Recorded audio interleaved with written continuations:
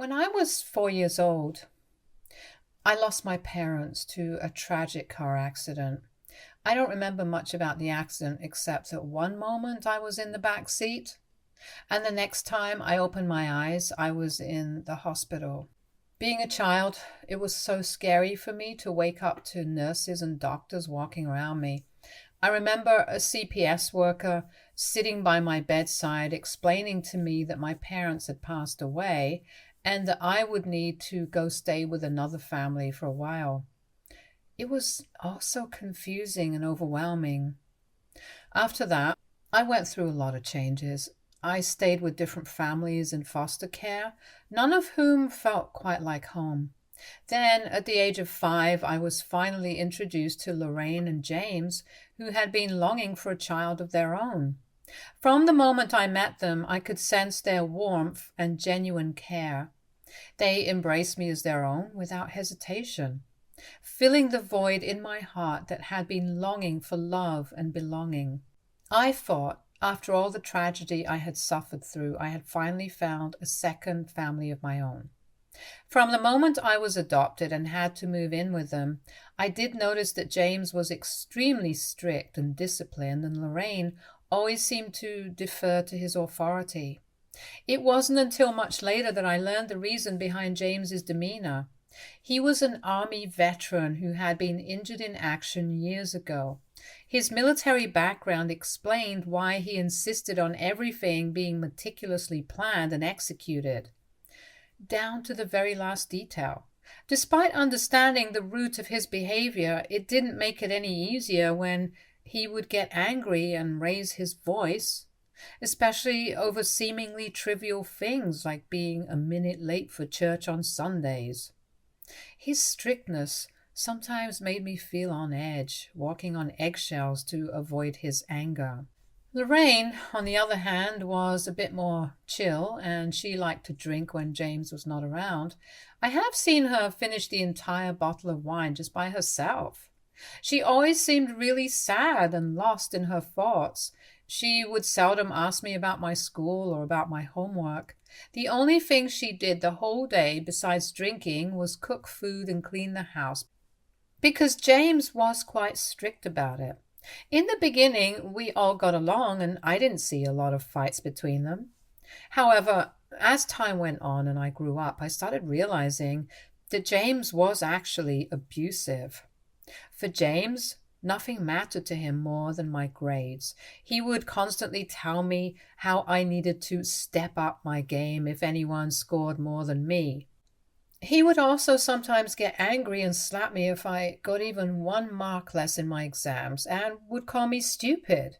He would threaten that he would drive me back to the orphanage if I didn't score good marks.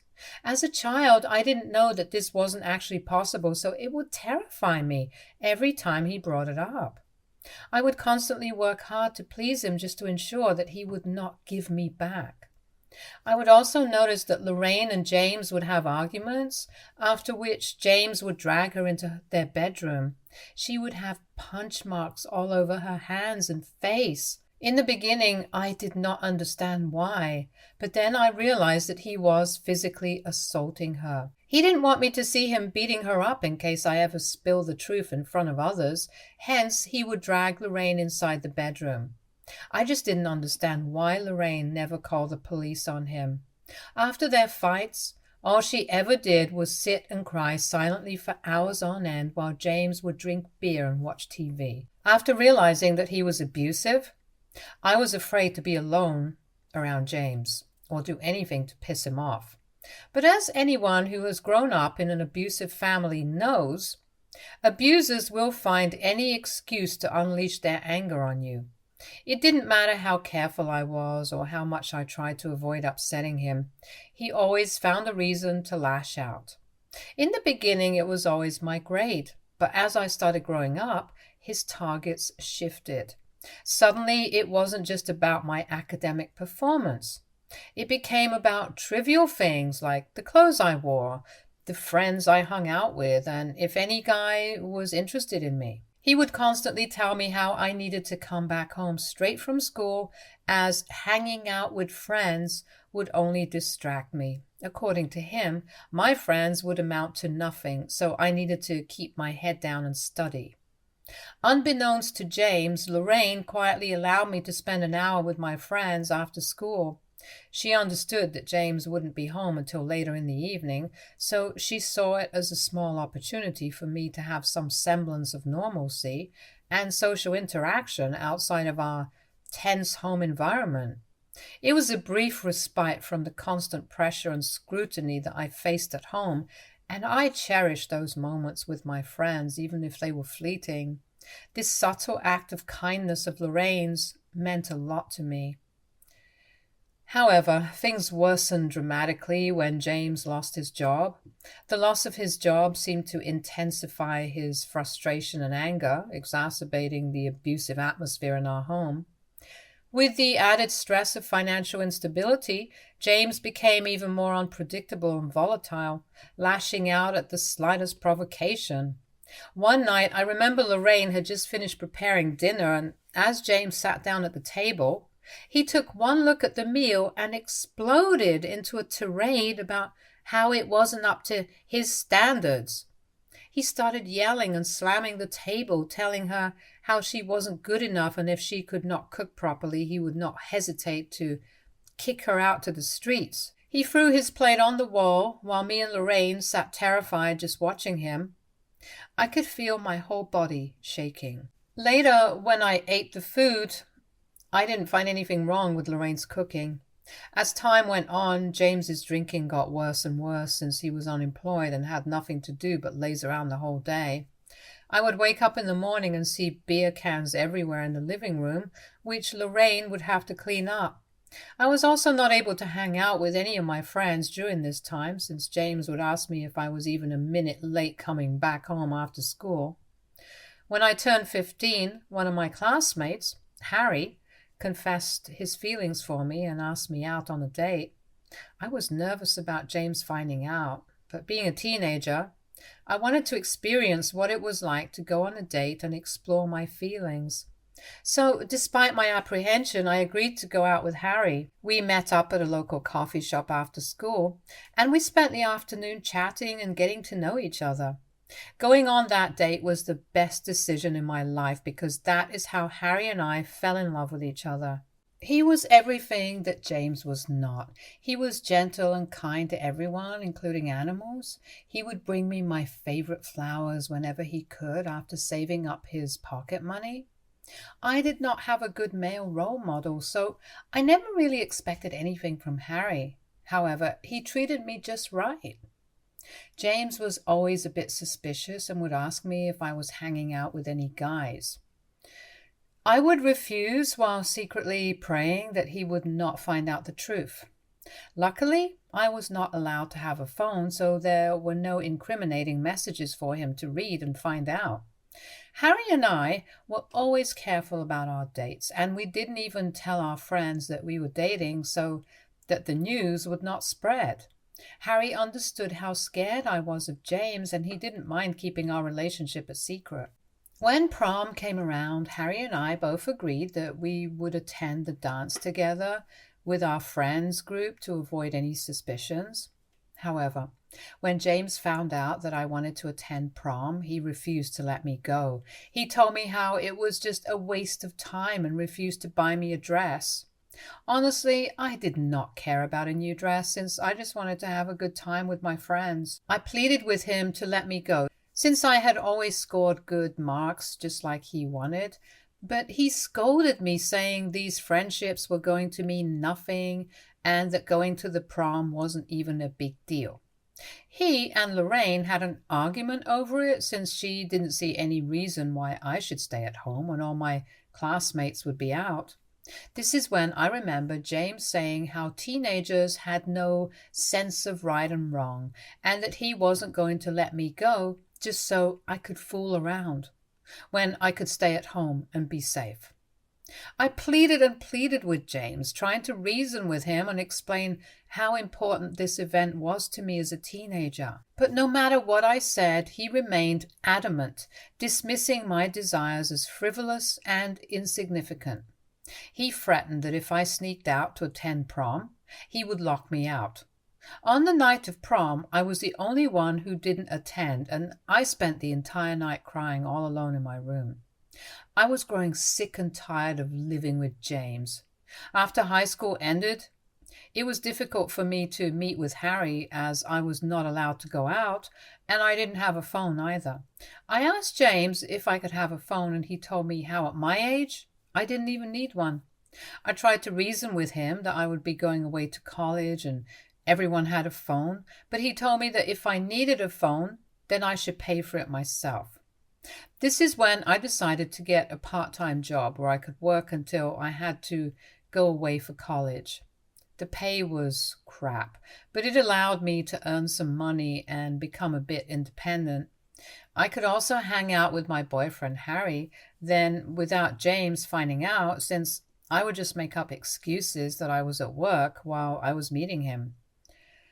Eventually, I received news that I had gotten into an Ivy League university with a full ride scholarship. This was a big deal since no one from my town had got in, and James took it upon himself to tell everyone how proud he was of me, boasting about my achievement to anyone who would listen. He never once congratulated me properly, but he sure did brag about it in front of others as if it was his achievement also. Following my college acceptances, I probably breathed the biggest sigh of relief in my entire life. James finally had nothing to complain about since I had fulfilled his biggest dream by getting into a good college with a scholarship. I was also working, so he could not call me lazy anymore. He was so happy that he agreed to buy me a phone and asked me to save the money that I had been earning from my job to be used for any college expenses. He also allowed me to hang out with my friends after work. For the first time, I was allowed to have fun like any other person. Harry and I knew that we would be apart once we were away in college. Although we did promise to meet each other whenever we could, we were intimate with each other once or twice, and every time both of us were very careful. Jumping ahead to about 2 weeks later, I began experiencing strange symptoms similar to those of my period, but without actually getting it. Now, being a smart kid, I just knew something was off with my body. I was also craving food at random hours. I panicked and told Harry that I needed to do some pregnancy tests, and he agreed. I did 3 tests, and all of the tests showed positive results. I was so shocked that I collapsed on the floor crying. It felt like I was living one of the worst nightmares of my life. Harry tried to comfort me, but I was shaking uncontrollably. I knew James would kill me if he found out that I was pregnant, and that also just before I was about to go to college. Harry assured me that this was completely my decision and he would stand by me no matter what. He told me that he would talk to his parents and then together we could talk to James so that he doesn't get violent on me. He knew my home life, so he was quite worried for me. Harry's parents were incredibly understanding, and his mother hugged me and assured me that it happens to everyone, so I should not take so much worry. They agreed to come over to my place so we could all break the news to James. When Lorraine and James found out that I was pregnant, they were completely stunned. Lorraine asked me twice if I was actually sure, and I nodded since I had taken multiple tests. On the other hand, James exploded in a fit of anger, yelling at me that this is why he never wanted to adopt kids from strangers, because there was no guarantee about their character. He called me a lot of bad words, which I won't repeat here, and told me how I had basically ruined my life. Harry's parents tried to calm him down, but James went off on them about how this was all their son's fault, and he looked like he was about to physically assault Harry, who sat in the corner quietly. This is when I started to cry and told James that I wasn't planning on keeping the pregnancy anyway, so he had nothing to worry about. I reassured him that everything could go back to normal and I would be off to college just like we had planned. This is when Lorraine informed us that she needed to talk to James privately. They excused themselves while I sat there crying and fidgeting nervously. Harry's parents looked at me sympathetically. Eventually, Lorraine and James returned, and Lorraine began speaking, her words hitting me like a tidal wave. She expressed her belief that we didn't necessarily have to give up the child, suggesting that I could carry the pregnancy to term and then relinquish my parental rights to them. I sat there in stunned silence as she emphasized that this child was a gift from God and urged us not to consider any other options. James chimed in, affirming Lorraine's sentiments and suggesting that this arrangement would be best, especially since Lorraine was already pregnant herself. His words left me utterly bewildered, and I couldn't comprehend what he was suggesting. James explained that they had discovered just a week ago that Lorraine was expecting, but that they had kept the news to themselves because they were still processing it. And now that I was pregnant too, they had decided that they could raise both children as siblings. The shock of the revelation left me speechless, grappling with the weight of their proposal and the unexpected turn of events. Harry's parents were shocked by this proposal too and immediately voiced out their disapproval, but James cut in, saying that it was not their decision to make anyway, and looked at me expectantly waiting for an answer. I was overcome with nerves, but deep down, I knew I couldn't agree to Lorraine and James's proposal. The thought of giving up my child to be raised in an environment similar to the one I had experienced growing up with them was something I couldn't bear to entertain. While Lorraine had proven to be a caring mother in many respects, I couldn't ignore the fact that she couldn't protect herself from James's behavior, let alone guarantee the safety of my child.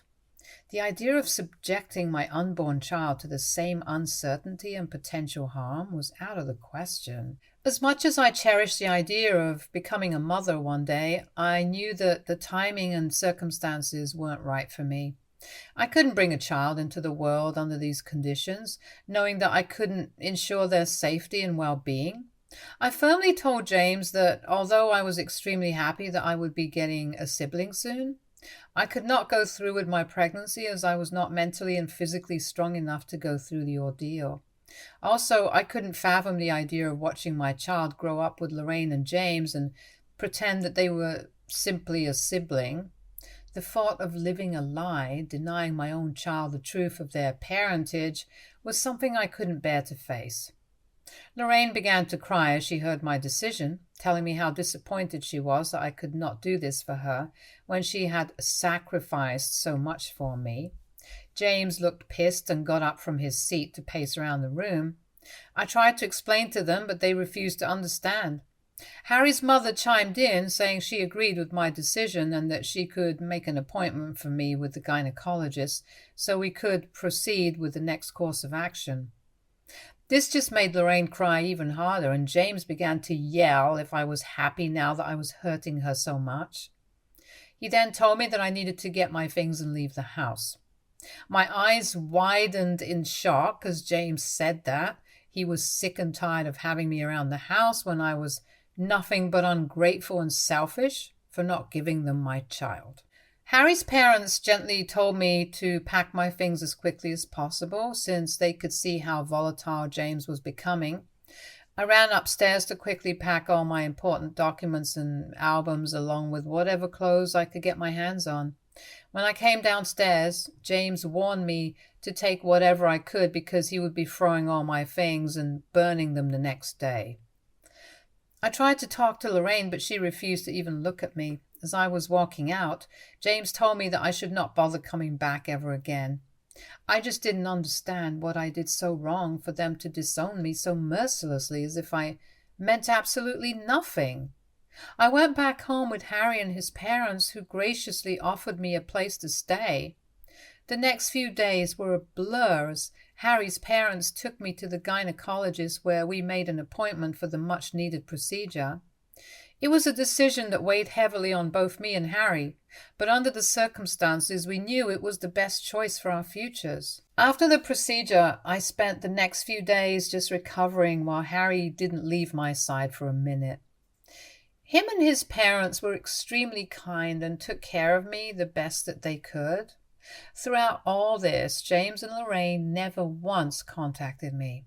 When the day finally came that I was going to move into my college, I texted James about it, hoping that he would have forgiven me by now.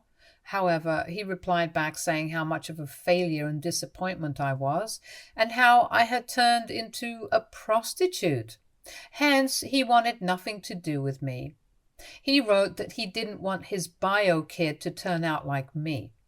His words hurt so deeply that I cried for hours. They were the only parents I knew, and now they had conveniently cut me off when they were about to have their own children. My college years were tough but rewarding. I had to work part-time to pay for my expenses while also studying hard to maintain my grades. It was a struggle, but I was determined to succeed.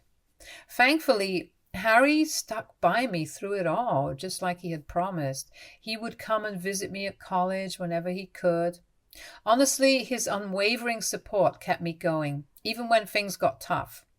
During holidays, his parents would often invite me to come down to spend time with them.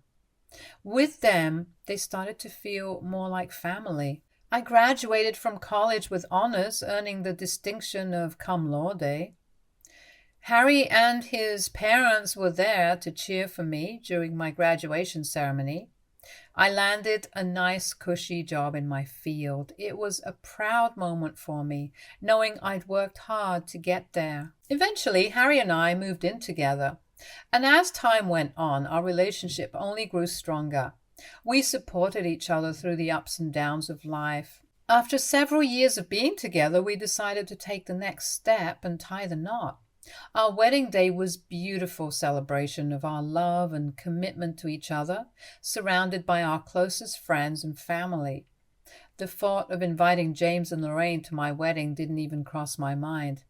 As a married couple, Harry and I have continued to build our life together for years. Recently, we took the big leap and bought another house for ourselves while we rented out our previous home. We've turned this new place into our cozy sanctuary, where we can create new memories and plan for the future. The reason we bought this second place was to be closer to Harry's parents, as they are getting old. They have become sort of my parents too, so I want to take care of them in any way that I can. It's been almost 20 years now since I was kicked out by James and Lorraine, and I don't even remember them much anymore. Throughout all these years, I have not really bothered to think about them, although I do remember that I spent my first year of college crying and missing them a lot. But by the second year, I knew that this was my chance to build a new life for myself, one free from their rejection. Hence, I made myself stop thinking about them altogether. It did hurt a lot, and it took a lot of strength for me to build this life all on my own. They have never bothered calling me in all these years, and honestly, I have never bothered checking in with them also. Throughout this time, Harry has been my rock, my partner in every sense of the word. We never had any children, but we do have 2 dogs that we absolutely love. We visit Harry's parents every other weekend. We regularly go on trips and enjoy exploring new restaurants together. Overall, I can say that my life has turned out well, and I wish I could hug my 17-year-old self now for worrying so much about her future. Recently, I got a friend request on Facebook from an unknown person called Matt, who had a very familiar surname. When I opened his profile, I almost jolted in surprise when I realized that he looked eerily similar to James. I accepted his request and he sent me a message saying hello, so I replied back. He then told me that this might be a weird question, but he wanted to know if I knew someone named James and Lorraine. I almost caught my breath, as now I was sure that it was indeed him. He was their son. I was a bit nervous to reply, but I also wanted to be truthful, so I told him that I indeed knew them since they had adopted me when I was 5 years old. Matt then excitedly replied back that he wanted to talk to me if I was comfortable, so I agreed. I gave him my number and he gave me a call. It was so awkward at first because I did not know what to say, but Matt started off excitedly about how he always knew that his parents had a child before him, since he had seen pictures in the family photos. But whenever he would ask them about it, they would refuse to give him an explanation.